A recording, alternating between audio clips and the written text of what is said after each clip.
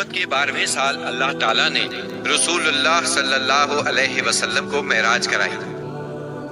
پاک ہے وہ ذات جس نے اپنے بندے کو راتوں رات مسجد حرام سے مسجد اقصیٰ تک کی سیر کرائی، جس کے گرد ہم نے برکت دے رکھی ہے تاکہ اسے ہم اپنی نشانیاں دکھائیں۔ بے شک وہ خوب سننے والا، خوب دیکھنے والا ہے۔ اس راہ سے مراد ہے راتوں رات نبی کریم صلی اللہ علیہ وسلم کا مکے سے بیت المقدس تشریف لے جانا، اور معراج سے مراد ہے عالم بالا میں تشریف لے جانا۔ یہ واقعہ جسم اور روح سمیت پیش آیا۔ واقعہ معراج کا خلاصہ یہ ہے کہ آپ اس شب حتین یا حجر کعبہ میں آرام فرما رہے تھے۔ اس وقت آپ بیداری اور نیند کی ملی جلی حالت میں تھے۔ ایسے میں جبرائیل علیہ السلام تشریف لائے۔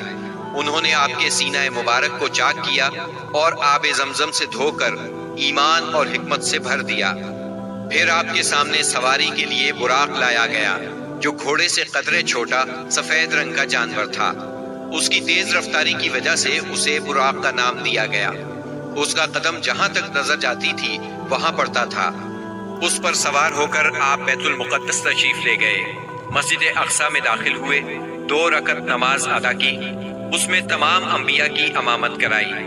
پھر جبرائیل علیہ السلام آپ کے پاس 2 برتن لائے، ایک میں شراب تھی، دوسرے میں دودھ۔ آپ نے دودھ پسند فرمایا۔ اس پر جبریل علیہ السلام نے کہا، آپ نے فطرت پائی، آپ کو ہدایت نصیب ہوئی اور آپ کی امت کو بھی۔ اگر آپ شراب کو پسند فرماتے تو آپ کی امت گمراہ ہو جاتی۔ اس کے بعد آپ کو بیت المقدس سے آسمان دنیا تک لے جایا گیا۔ جبریل علیہ السلام نے دروازہ کھلوایا، آپ کے لیے دروازہ کھولا گیا۔ آپ نے وہاں انسانوں کے باپ سیدنا آدم علیہ السلام کو دیکھا اور انہیں سلام کیا۔ انہوں نے آپ کے سلام کے جواب میں فرمایا مرحبا۔ انہوں نے آپ کی نبوت کا اقرار بھی کیا۔ ان کے دائیں طرف ایک گروہ تھا، جب اس گروہ کی طرف دیکھتے تو مسکراتے۔ یہ سعادت مندوں کی روحیں تھیں۔ ان کے بائیں طرف بھی ایک گروہ تھا، جب انہیں دیکھتے تو روتے۔ یہ بدبختوں کی روحیں تھیں۔ پھر آپ صلی اللہ علیہ وسلم کو دوسرے آسمان پر لے جایا گیا۔ جبرائیل علیہ السلام نے دروازہ کھلوایا، آپ کے لیے دروازہ کھولا گیا۔ آپ نے اس میں 2 خالہ زاد بھائیوں یعنی سیدنا عیسیٰ ابن مریم علیہ السلام اور سیدنا یحییٰ علیہ السلام کو دیکھا اور انہیں سلام کیا۔ انہوں نے جواب دیا مرحبا اور آپ کی نبوت کا اقرار کیا۔ پھر تیسرے آسمان پر لے جایا گیا۔ وہاں آپ نے سیدنا یوسف علیہ السلام کو دیکھا۔ انہیں آدھا حسن دیا گیا تھا۔ آپ نے انہیں بھی سلام کیا۔ انہوں نے جواب میں کہا مرحبا۔ پھر آپ کی نبوت کا اقرار کیا۔ پھر آپ کو چوتھے آسمان پر لے جایا گیا۔ وہاں سیدنا ادریس علیہ السلام کو دیکھا اور آپ نے سلام کیا۔ انہوں نے سلام کا جواب دیا مرحبا اور آپ کی نبوت کا اقرار کیا۔ پھر 5ویں آسمان پر لے جایا گیا۔ وہاں سیدنا ہارون علیہ السلام کو دیکھا اور انہیں سلام کیا۔ انہوں نے سلام کا جواب دیا مرحبا اور آپ کی نبوت کا اقرار کیا۔ پھر آپ کو 6 آسمان پر لے جایا گیا۔ وہاں سیدنا موسیٰ بن عمران علیہ السلام سے ملاقات ہوئی۔ آپ نے انہیں سلام کیا۔ انہوں نے جواب میں کہا مرحبا اور آپ کی نبوت کا اقرار کیا۔ اس کے بعد آپ کو 7ویں آسمان پر لے جایا گیا۔ وہاں آپ کی ملاقات ابراہیم علیہ السلام سے ہوئی۔ آپ نے انہیں سلام کیا۔ جواب میں انہوں نے کہا مرحبا اور آپ کی نبوت کا اقرار کیا۔ وہ اپنی پشت بیت معمور سے لگائے ہوئے تھے، جس میں روزانہ 70,000 فرشتے داخل ہوتے ہیں، اور وہاں ان کے پلٹنے کی باری نہیں آتی۔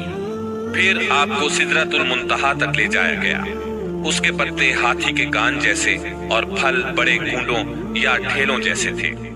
پھر اس پر سونے کے پتنگے چھا گئے، اور اللہ کے حکم سے جو کچھ چھانا تھا چھا گیا۔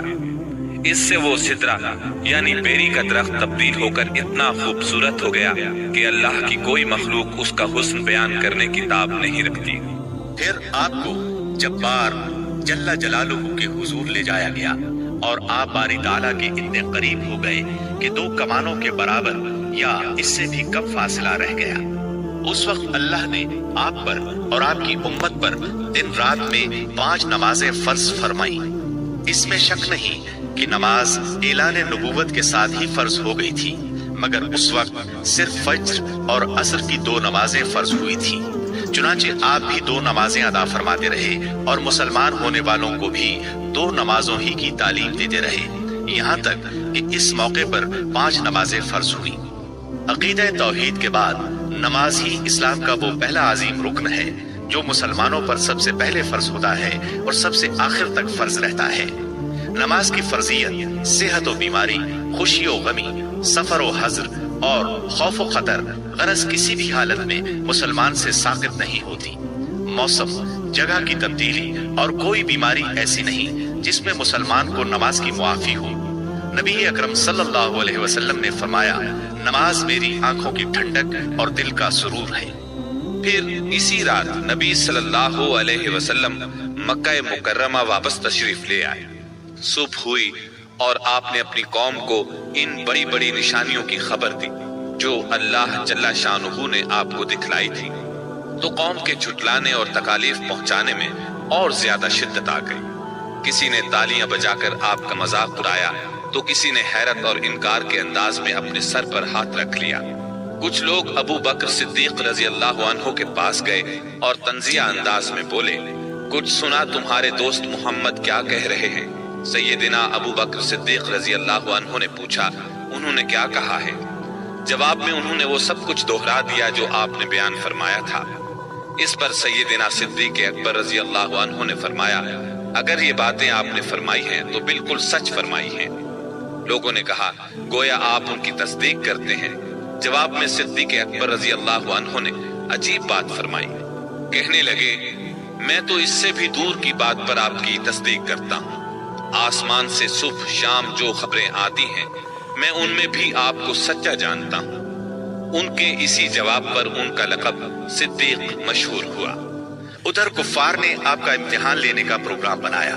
پوچھا، آپ بیت المقدس کے بارے میں تفصیل سے بتائیں۔ آپ نے اس سے قبل بیت المقدس کبھی نہیں دیکھا تھا، نہ معراج کے وقت آپ نے اس کی تفصیل ذہن میں بٹھائی تھی، لیکن اللہ نے آپ کے لیے اس کو روشن کر دیا اور آپ اس کی نشانیاں بتاتے چلے گئے۔ آپ نے ایک ایک دروازے اور ایک ایک جگہ کی تفصیل بیان فرما دی، اور وہ آپ کی کوئی بات جھٹلا نہ سکے، اس لیے کہ انہوں نے تو بارہا بیت المقدس دیکھا تھا۔ وہ صرف اتنا کہہ سکے، جہاں تک نشانیوں کا تعلق ہے وہ آپ نے درست بتائی ہے۔